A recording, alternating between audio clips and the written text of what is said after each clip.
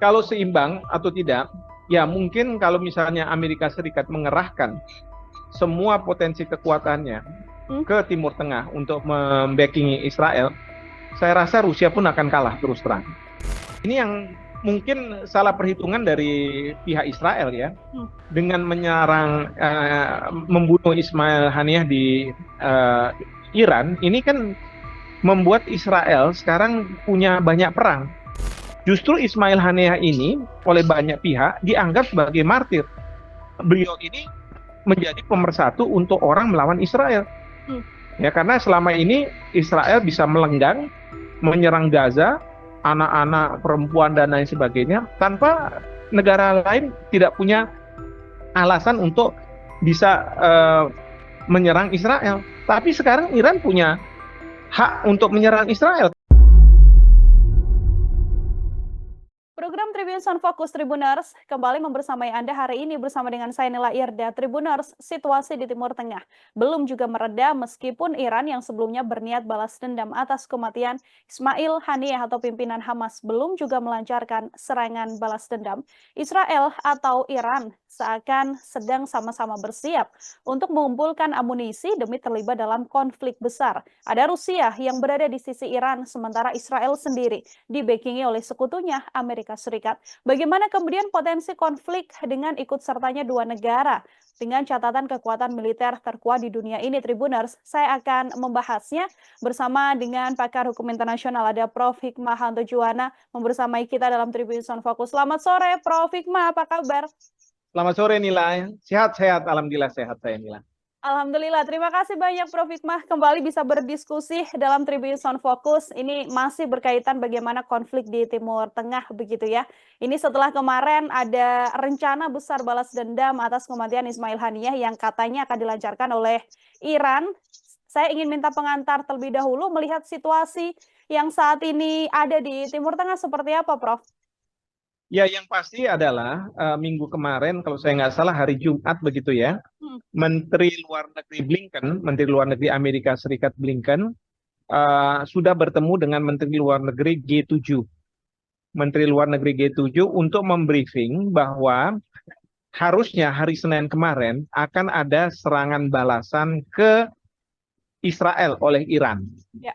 Nah, dan kemudian hari Minggu saya baca di media luar negeri disebutkan bahwa Perdana Menteri Netanyahu itu sudah mengadakan sidang kabinet yang intinya mereka akan melakukan serangan antisipasi.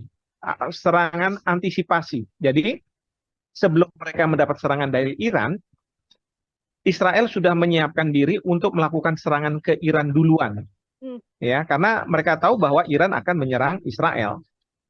Lalu kemudian di Timur Tengah ini ada pergerakan di mana beberapa perwakilan sudah meminta agar warganya keluar dari wilayah yang berbahaya. Salah satunya Lebanon. Kemudian juga di Iran. Ya, termasuk perwakilan Indonesia, kita juga minta warga kita untuk sementara keluar dari daerah konflik. Karena apa? Adanya potensi bahwa akan ada perang terbuka antara Iran dengan Israel. Nah, tapi sampai hari ini masih belum terlihat. Walaupun dari pihak Iran yang saya baca di media luar negeri, mereka mengatakan serangan balasan itu akan terjadi. Nah, cuman masalahnya kapannya ini yang jadi tanda tanya besar. Dan pertanyaannya adalah apakah negara-negara punya kesempatan untuk mendamaikan atau meredakan konflik ini. Mungkin mendamaikan tidak mungkin, tapi meredakan konflik ini. Karena yang saya lihat juga di Timur Tengah, itu Presiden Joe Biden sudah menyampaikan kepada Menteri Pertahanan agar aset-aset alutsista yang dimiliki oleh Amerika Serikat di berbagai kawasan, terutama yang dekat dengan Timur Tengah, untuk mengarah ke Timur Tengah. Ya, mengantisipasi kalau memang terjadi perang Iran dengan Israel dan Amerika Serikat harus terlibat. Dan kemudian juga dari pihak Rusia, mereka sudah mulai mendaratkan pesawat-pesawat tempur mereka ke Iran. Artinya seperti tadi Saudara Nila sudah sampaikan bahwa Israel di belakangnya adalah Amerika Serikat, sementara Iran sudah ada Rusia di belakangnya. Jadi itu situasinya seperti itu. Demikian. Oke, artinya jika melihat situasi yang ada dengan pergerakan sejumlah persenjataan dari Amerika Serikat, bantuan dari Rusia, ini rencana untuk balas dendam ini bisa dikatakan pasti akan terjadi seperti itu, Prof. Hikmah, atau hal ini juga masih bisa diredam sedianya meskipun sudah banyak pihak seperti Rusia dan Amerika Serikat yang membantu atau membackingi Israel dan juga Iran. Begini, kalau lihat situasi seperti ini, kalaupun terjadi, maka ini berpotensi untuk mengarah ke Perang Dunia Ketiga. Karena negara-negara akan nantinya melakukan polarisasi. Apakah berada di belakang Israel atau di belakang Iran. Kira-kira seperti itu. Dan tentu kalau udah seperti ini kan potensi untuk Perang Dunia Ketiga sangat besar. Nah, saya perlu ingatkan di sini bahwa waktu Perang Dunia Pertama meletus, itu gara-garanya ya ada tokoh yang dibunuh, assassinated, dan kemudian ada kecurigaan dari negara-negara terhadap negara lain, lalu kemudian diterjemahkan dengan kekerasan, penggunaan kekerasan, use of force. Nah, ini yang terus kemudian memunculkan Perang Dunia Ketiga. Nah, ini kan bukannya tidak mungkin Ismail Haniyeh ini menjadi semacam martir bagi Iran, bagi banyak negara yang menganggap bahwa apa yang dilakukan oleh Palestina ini sebenarnya suatu tindakan yang memang hak dari rakyat Palestina. Tapi tidak demikian dengan Amerika Serikat, bahkan Israel sendiri yang mengatakan bahwa Ismail Haniyeh ini adalah teroris yang mereka kejar dan mereka harus bunuh, kira-kira seperti itu. Nah, jadi melihat seperti ini, potensi Perang Dunia Ketiga itu ada di mata kita. Dan yang kita khawatirkan adalah kalau Rusia, Amerika Serikat sudah ikut terlibat, bukannya tidak mungkin mereka akan memencet senjata nuklir mereka. Dan itu akan membahayakan dunia secara keseluruhan.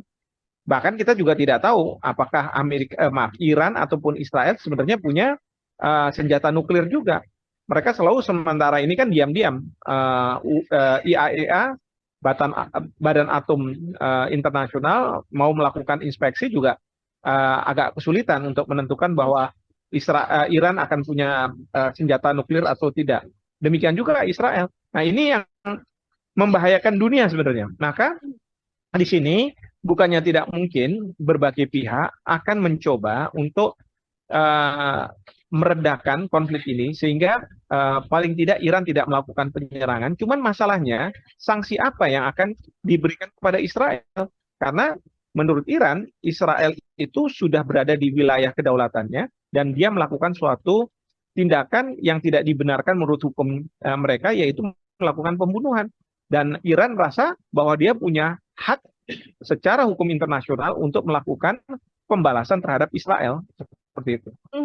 Oke, ini kan kalau kita menyinggung Israel dan juga Iran sendiri, yang tadi sempat disampaikan juga oleh Prof. Hikmah, ada Rusia dan juga Amerika Serikat di belakang Iran dan juga Israel ini, begitu ya Prof ya. Apabila memang konflik pecah di antara kedua pihak ini, apakah kemudian ini bisa dikatakan sebagai peperangan yang juga cukup seimbang, Prof?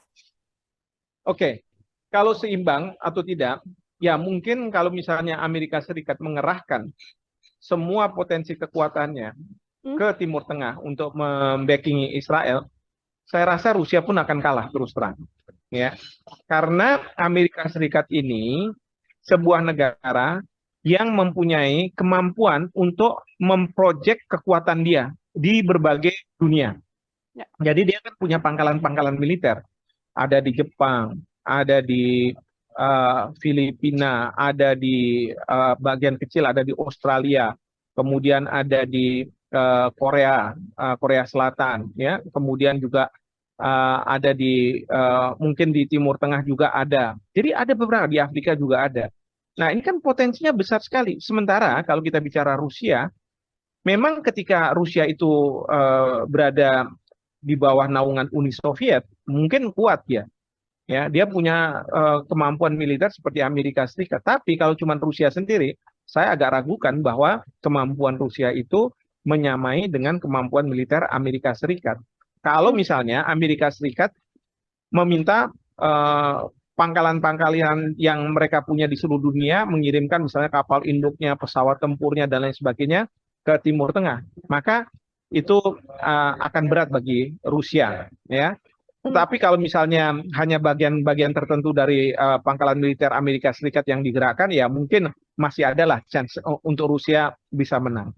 Nah, tapi kalau misalnya antara Iran dengan Israel, memang mungkin saja mereka ini dua-duanya punya kemampuan yang sama. Saya nggak bisa membuat analisa terhadap kemampuan perang dari Israel karena ini pasti mereka rahasiakan, nggak mungkin dia buka, ya, karena dia tahu bahwa dia berada di lingkungan yang tidak bersahabat dengan Israel. Negara-negara Arab itu kan nggak bersahabat dengan Israel sebenarnya, sehingga dia perlu untuk mempunyai kekuatan yang tidak bisa diketahui oleh negara-negara di sekitarnya. Demikian juga dengan Iran. Iran ini sebenarnya juga punya kemampuan yang kita tidak tahu sampai di mana. Seperti itu. Oke, Amerika Serikat sendiri, Prof. Hikmah, ini kan seperti cukup gambling begitu ya. Di satu sisi Amerika Serikat mengatakan bahwa sudah mengirimkan pesan pada Iran dan juga Israel untuk kedua negara ini sama-sama menekan atau menahan diri untuk tidak saling menyerang. Tapi di satu sisi, justru Amerika Serikat juga secara terbuka dan terang-terangan mengirimkan persenjataan atau kapal perang mereka untuk mendekati wilayah Timur Tengah atau wilayah Israel sendiri. Kalau Prof. Hikmah menganalisa bagaimana sikap dari Amerika Serikat atas konflik di Timur Tengah ini seperti apa, Prof? Ya, memang kelihatannya mendua, tapi kan begini. Amerika Serikat akan berupaya sampai titik terakhir perang itu terjadi, mengupayakan agar tidak terjadi serangan dari Iran ke Israel atau dari Israel ke Iran, anticipatory self defense. Jadi mengantisipasi langsung menyerang duluan. Itu yang diupayakan oleh Amerika Serikat. Nah, kemudian mungkin juga Amerika Serikat akan mengatakan pada Iran, oke, kalau misalnya untuk tidak kamu menyerang, apa yang kamu minta dari Israel? Ya, mungkin aja Iran akan bilang, ya saya minta Israel menghentikan serangannya ke Gaza. Ya, bisa aja seperti itu. Ya, nah itu kalau misalnya dilakukan seperti itu, maka perang itu tidak akan terjadi. Ya, tapi ini kan terus diupayakan sampai pada satu titik memang salah satu dari negara ini meluncurkan senjatanya. Ya, ini kan senjata jarak jauh mungkin yang harus digunakan, nggak bisa yang katakanlah pakai tank dan lain sebagainya, karena nggak berbatasan.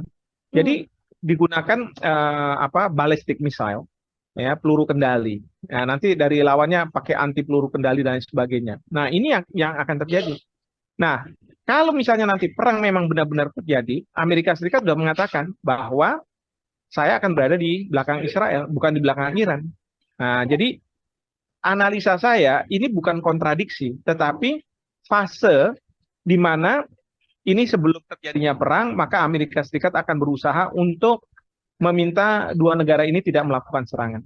Tapi kalau misalnya terjadi memang benar adanya serangan dan kemudian perang itu bereskalasi, maka Amerika Serikat akan ada di belakang Israel. Itu udah pasti. Sementara Rusia akan berada di belakang Iran.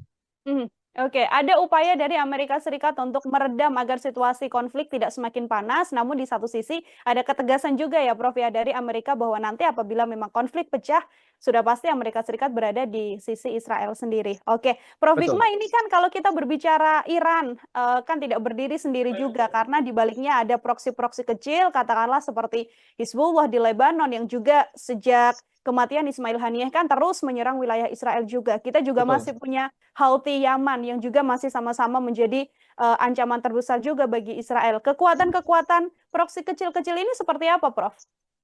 Ya, memang kalau dilawankan dengan kekuatan Israel, memang mereka tidak ada apa-apanya. Tetapi yang dikhawatirkan adalah kalau mereka menyerang pemukiman-pemukiman sipil. Ya, itu yang Israel khawatirkan.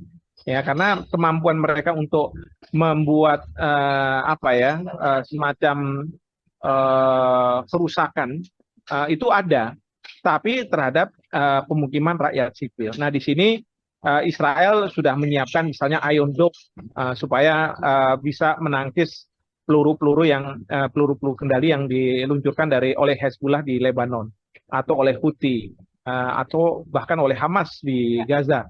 Nah, itu mereka lakukan. Nah, cuman kan masalahnya mereka itu tidak bisa datang kemudian menangkap pelaku-pelakunya ini, karena memang jaraknya yang agak jauh gitu ya, di Lebanon maupun di Houthi. Dan kalau misalnya mereka ke sana, ibaratnya mereka itu mengirimkan tentara yang mungkin dari segi jumlah bisa dihadapi oleh eh, kemampuan tentara dari proksi-proksi Iran, Hezbollah dan Hamas dan kemudian juga Houthi ini. Seperti Hmm. itu. Hmm. Apakah juga kemudian cukup merepotkan juga atau memecah konsentrasi Israel yang harusnya harus mengantisipasi serangan Iran dengan adanya kelompok-kelompok Hizbullah dan juga Houthi yang juga terus menyerang wilayah Israel, Prof. Hikmah? Iya, ini yang mungkin salah perhitungan dari pihak Israel ya, Hmm. dengan menyerang, membunuh Ismail Haniyah di eh, Iran. Ini kan membuat Israel sekarang punya banyak perang. Ya. Perang yang sifatnya kecil, menurut mereka mungkin ya, menghadapi Hezbollah, Houthi gitu ya, Hmm. Hamas, dan perang yang besar menghadapi Iran. Belum lagi perang yang lebih besar ketika mereka harus bersama-sama Amerika Serikat menghadapi Iran dengan sekutunya. Ya. Nah itu. Mhm. Ada salah perhitungan bagaimana kemudian kekacauan terjadi juga di Israel ya Prof ya dengan serangan Betul. bertubi-tubi yang Jadi dilancarkan kalau oleh proksi.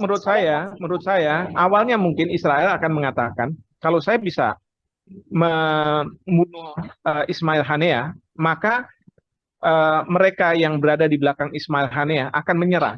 Ya, memang dalam masa lalu ketika perang antara dua raja, raja yang katakanlah ingin memenangkan perang itu harus bisa memenggal kepala yang raja yang memerangi dia. Hmm. Dan kemudian kepala itu oleh panglima perangnya ditunjukkan kepada raja. Ini saya sudah pegang ini. Dan itu menunjukkan bahwa mereka yang di bawah raja yang kepalanya dipenggal itu harus tunduk. Tapi dalam situasi seperti sekarang ini nggak berlaku seperti itu. Ya. Justru Ismail Haniyah ini oleh banyak pihak dianggap sebagai martir. Beliau ini menjadi pemersatu untuk orang melawan Israel. Hmm. Ya, karena selama ini Israel bisa melenggang, menyerang Gaza, anak-anak, perempuan dan lain sebagainya, tanpa negara lain tidak punya alasan untuk bisa menyerang Israel. Tapi sekarang Iran punya hak untuk menyerang Israel karena dia dilanggar kedaulatan hukum teritorial Iran itu. Mhm. Ada alasan jelas bagaimana Iran juga bisa melancarkan serangan terhadap Israel dengan alasan pembunuhan Ismail Haniyah ini ya, Betul. Prof. Hikmah. Setelah kematian dari Ismail Haniyah, Prof, ini kan yang kemudian posisinya digantikan oleh sosok Yahya Sinwar begitu ya. Belakangan sosok ini menjadi salah satu sosok yang memang paling diburu oleh IDF, bahkan sempat dikatakan juga oleh Israel bahwa sedianya Yahya Sinwar ini sudah meninggal dunia. Tapi dengan penunjukan ini kan artinya Yahya Sinwar ini memang masih aktif dan kemudian bisa juga menjadi salah satu komando untuk militan Hamas. Bagaimana Prof. Hikmah melihat sosok dari Yahya Sinwar ini, Prof? Ya, yang pasti militannya mungkin sama, cuman beda approach. Kalau Ismail Haniyah dia adanya di luar Gaza, sementara kalau Sinwar adanya di Gaza. Hmm. Artinya Sinwar berperang bersama-sama pasukannya, sementara Ismail Haniyah lebih mencoba untuk menyelesaikan permasalahan dari luar Gaza, ya, ada di Qatar, ada di Iran dan lain sebagainya. Nah, kalau misalnya sekarang sudah ada perubahan seperti ini, ya bukannya tidak mungkin para pejuang Hamas itu semakin militan karena pemimpinnya ada bersama-sama mereka. Nah, ini yang harus dihadapi oleh Israel, gitu. Oke, terakhir dari saya, Prof. Hikmah, tadi ada beberapa hal yang kemudian berkaitan soal balas dendam Iran. Ada alasan khusus Iran bisa kemudian melancarkan serangan begitu ya terhadap Israel. Tapi sedianya situasi apa sih, Prof, yang kemudian apakah masih ada situasi yang bisa meredam konflik besar antara Iran dan juga Israel ini setelah Amerika Serikat tadi sepertinya sedang membuat salah satu kesepakatan begitu ya agar serangan ini tidak terjadi? Ya, kalau menurut saya, asalkan ada janji dari pihak Israel untuk tidak lagi melakukan penyerangan ke Gaza, Hmm. menghentikan serangan itu merupakan kartu truf bagi Iran. Karena begini, Iran sebenarnya kalau misalnya dilanggar kedaulatan memang betul, tetapi kan tidak ada korban dari pihak Iran, apakah warga sipil atau pejabatnya dan sebagainya, nggak ada. Jadi ini eh, sebenarnya adalah warga negara dari negara lain, Ismail Haniyeh, ya. Sehingga Iran bisa aja untuk kepentingan yang lebih besar, dia bilang saya nggak akan menyerang, tapi dengan catatan Israel tidak lagi menyerang Gaza, ya. Dan itu harus kemudian benar-benar di keep promise, ya, dijaga janji itu oleh Israel, dan kalau perlu disupervisi oleh Amerika Serikat. Dan bila perlu Dewan Keamanan PBB memberikan mandat kepada peacekeeping operation, pasukan perdamaian, di mana Indonesia kita sudah siap karena Bapak Panglima TNI sudah menyampaikan ke DPR kalau misalnya sewaktu-waktu kami dipanggil oleh PBB, diberikan mandat untuk menjadi peacekeeping operation, kami sudah siap. Nah, jadi dalam konteks seperti itu bisa saja menurut saya kalau Israel mau berjanji tidak akan melakukan penyerangan dan kemudian disupervisi oleh Amerika Serikat, kemudian Perserikatan Bangsa-Bangsa memastikan bahwa memang tidak ada serangan yang dilakukan oleh Israel, di mana peacekeeping operation itu pasukannya dikontribusi oleh Indonesia. Oke, artinya masih mungkin Prof. Hikmah bahwa Israel sendiri menghentikan aksinya di jalur Gaza, karena kan yang kita tahu Perdana Menteri Netanyahu berkali-kali mengatakan kita baru akan berhenti ketika kita bisa melenyapkan misi Hamas, begitu. Iya, itu bisa. Tapi kalau dia bilang enggak, dia masih terus, ya sudah. Saya yakin Iran akan langsung menyerang Israel. Oke, baik. Terima kasih banyak, Prof. Hikmahanto Juwana. Luar biasa sekali diskusinya dalam Tribunnews on Focus. Semoga lain kesempatan kita bisa berdiskusi lagi. Prof. Hikmah, selamat beraktivitas kembali, Prof. Selamat sore. Ya, selamat sore, makasih. Ya, Tribuners, demikian obrolan saya bersama dengan pakar hukum internasional Prof. Hikmahanto Juwana. Nantikan obrolan lain saya dengan sejumlah narasumber lain dan tema-tema lain. Saya Nila Irda, pamit undur diri. Terima kasih dan sampai jumpa. Download Tribun X sekarang. Menghadirkan lokal menjadi Indonesia.